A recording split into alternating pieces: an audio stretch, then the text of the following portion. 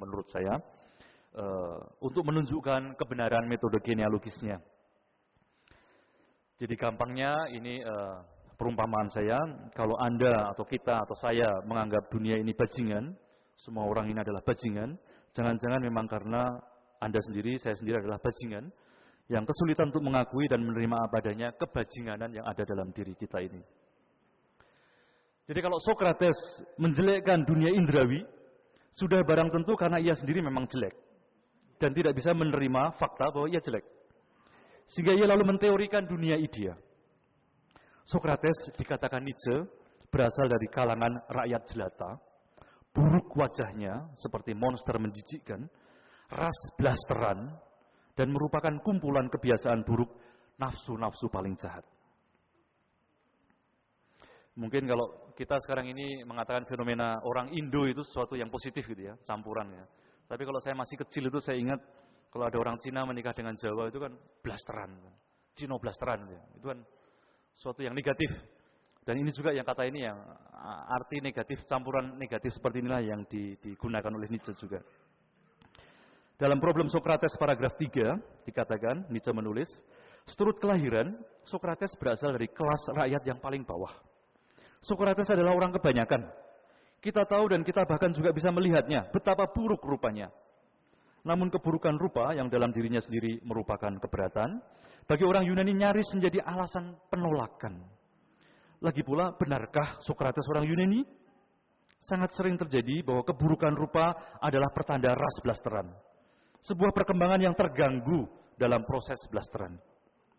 Dalam kasus lainnya, keburukan rupa merupakan saksi adanya evolusi yang memburuk. Para ahli kriminologi antropologis mengatakan bahwa tipikal para kriminal biasanya wajahnya buruk. Ini Nietzsche yang menulis ya, jadi saya kira memang dia agak berlebih-lebihan di situ dalam untuk menunjukkan memakai metode genealogisnya ini. Monstrum in fronte, monstrum in animo. Rupa buruk, tanda jiwa yang jahat. Ya kadang-kadang kita juga seperti itu kan, kalau kita melihat wajah yang buruk, wah ini pasti orang jahat itu ya. Namun seorang penjahat adalah orang yang dekaden. Nah, apakah Sokrates seorang tipikal penjahat? Paling tidak hal ini tidak akan bertentangan dengan penilaian termasyhur seorang fisiognomonis yang membuat kaget teman-teman Sokrates. Saat mengunjungi Athena, satu orang asing yang mengenali Sokrates dari wajahnya mengatakan kepadanya secara terus terang bahwa dirinya adalah monster dan bahwa dirinya menyembunyikan semua kebiasaan buruk dan hawa nafsu paling jahat. Terhadap komentar seperti itu, Sokrates hanya menjawab, Anda mengenal saya dengan baik. Nah, jadi ini adalah kutipan Nietzsche dari Cicero ya. Ada satu teks dari Cicero yang memang. Jadi itu maka saya katakan bahwa Nietzsche menggunakan katakan data-data historis dari buku. Karena dia adalah filolog Yunani ya. Dia pengajar filologi, artinya ilmu bahasa Yunani, sastra klasik Yunani. Jadi dia sangat akrab dengan teks-teks klasik.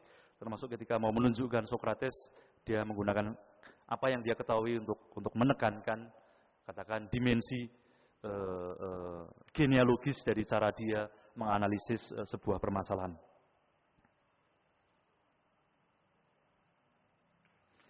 Di Problem Sokrates paragraf 9 jadi kurang lebih yang sama. Namun Sokrates memiliki intuisi lainnya lagi. Ia melihat apa yang tersembunyi di balik orang-orang ningrat Athena. Ia paham bahwa kasusnya, kekasan dirinya sendiri, bukan lagi sesuatu yang istimewa. Kemunduran yang sama sedang terjadi di mana-mana secara diam-diam. Kota antik Athena sedang runtuh. Dan Sokrates paham bahwa semua orang membutuhkan dia. Membutuhkan cara yang ia tawarkan, pengobatan darinya, resep personal darinya untuk bertahan. Di mana-mana insting-insting tenggelam dalam anarki. Di mana-mana kita sudah dekat sekali pada yang serba eksesif. Monstrum in animo, itulah bahaya universal. Insting-insting ingin berperan menjadi tiran, maka harus diciptakan sebuah kontra-tiran yang lebih kuat daripada insting-insting tersebut. Setelah sang fisiognomonis membeberkan bahwa dirinya, Sokrates, hanyalah kumpulan-kumpulan nafsu jahat, ahli ironi itu mengatakan sekali lagi sesuatu yang menjadi kunci pemahaman bagi dirinya. Benar katanya, tetapi aku berhasil mengendalikan mereka. Bagaimana Sokrates mengendalikan dirinya sendiri? Kasus Sokrates adalah kasus yang ekstrim. Hanya yang paling kelihatan untuk sebuah keburukan yang sedang merebak kemana-mana. Tak seorang pun mulai bisa mengendalikan dirinya Setiap insting maju ke depan melawan insting lainnya. Kalau Sokrates sangat menarik, itu karena ia adalah kasus ekstrem di mana kejelekannya yang menjijikan tampak di mata semua orang. Namun ia sangat menarik dan sudah sewajarnya memang begitu. Atau lebih daripada menarik, karena ia menjadi jawaban, solusi, sebuah pengobatan palsu untuk keburukan. Metode genealogis yang diterapkan dalam diri Sokrates ini dituliskan Nietzsche dalam bukunya Senjakala Berhala-Berhala yang diterbitkan pada tanggal 30 September tahun 1888. Artinya beberapa bulan sebelum dia kolaps ya, secara definitif. Jadi bulan Januari 1889 Nietzsche kolaps dan nanti meninggal pada tahun 1890.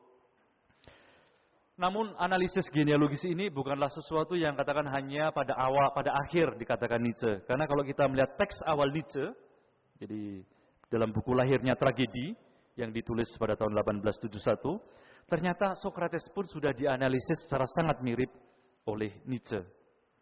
Dalam teks itu Nietzsche secara eksplisit mengatakan Sokrates adalah manusia teoretis. Dan dialah yang menjadi bapak bagi segala sains di dunia ini.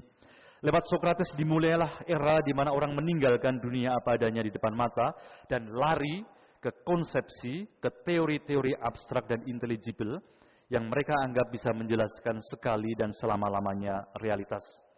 Artinya mulai dengan Sokrateslah misalnya sains ya, itu juga percaya pada penjelasan-penjelasan intelligible sekali dan selama-lamanya terhadap realitas. Dan di mata Nietzsche, entah Sokrates, entah kaum saintifik, mereka yang tidak berani menerima realitas apa adanya adalah orang-orang yang kakinya gemetar goyah. Dalam diri Sokrates kita temukan sebuah tipe eksistensi yang sebelumnya tidak pernah kita kenal, yaitu tipe manusia teoritis yang mesti kita periksa sekarang makna dan tujuannya. Sama seperti seniman, manusia teoritis memuaskan dirinya dengan apa yang ada seadanya. Dan seperti juga seniman juga, kepuasan itu menjaganya dari akibat-akibat etis dan praktis yang bisa muncul dari pesimisme. Meskipun begitu perlulah kita persiskan bahwa dalam kasus seniman, setiap kali kebenaran tersingkap padanya, si seniman tetap berjarak dengan pandangan mata ekstasis kepada apa yang masih tersembunyi setelah penyingkapan tersebut. Sementara bagi manusia teoritis, ia adalah orang yang menemukan ketenangan dan kepuasan melihat selubung kebenaran terenggut. Ia tidak mengenal kenikmatan lain yang lebih besar daripada merengguti lagi dengan kekuatannya sendiri selubung-selubung baru yang ada. Yang namanya sains tidak akan pernah muncul bila ia tidak memuja satu-satunya dewi, yaitu hanya kebenaran telanjang. Dalam teks yang lain, Nietzsche mengatakan di Gaya Scienza, di pengetahuan yang mengasihkan, bahwa perilaku anak-anak muda dari Mesir yang ingin masuk kuil dan menyingkap patung di dalam untuk tahu ada apa patung itu adalah perilaku khas filsuf ya, yang ingin, atau orang-orang teoritis ya, yang ingin tahu kebenaran sebenar-benarnya, kebenaran setelanjang-telanjangnya. Dan persis Nietzsche memperingatkan, peringatan kepada kaum filsuf, hendaklah kalian hati-hati di depan kebenaran, karena kebenaran adalah seorang wanita yang tidak pernah mau menyingkapkan grunnya. Jadi grun itu bisa berarti landasan cara dia berpikir, tetapi juga bisa berarti apa yang menjadi dasar seorang wanita, yaitu pantatnya. Jadi kebenaran adalah seorang wanita yang tidak akan menyingkapkan apa yang menjadi grunnya. Dan kita sebagai filsuf, peringatan Nietzsche, hendaklah dilihat saja dari jauh, tidak usah dibuka semuanya. Dalam diri Sokrates muncullah untuk pertama kali di dunia ini keinginan imajinatif yang sangat mendalam, yaitu kepercayaan tak tergoyahkan bahwa pikiran dengan mengikuti rantai kausalitas akan bisa menggapai jurang-jurang paling mendalam realitas. Dan bahwa pikiran itu bukan hanya bisa mengenali realitas, tapi bahkan mengoreksinya. Daya ilusi metafisis yang sublim seperti ini melekat pada sains menjadi semacam insting. Dan marilah kita menimbang Sokrates dengan ide di atas. Bagi kita ia muncul sebagai orang pertama yang bukan hanya tahu menghidupi, tetapi bahkan yang lebih hebat lagi, mati dengan membiarkan dirinya dibimbing oleh insting sains seperti itu. Itulah mengapa gambaran tentang Sokrates yang sekarat manusia yang berkat pengetahuan dan rasio telah membebaskan diri